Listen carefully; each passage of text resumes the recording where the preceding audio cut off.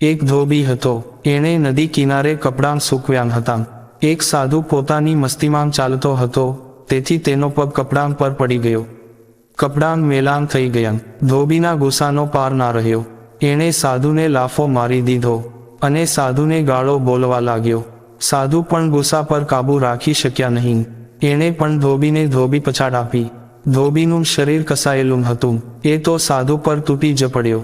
સાધુને અધમવો કરી નાખ્યો। એ રાત્રે સાધુએ પ્રભુને ફરિયાદ કરી કે પ્રભુ, હું રોજ તમારી સાધના કરું છું, છતાં તમે મારી મદદે કેમ આવ્યા નહીં?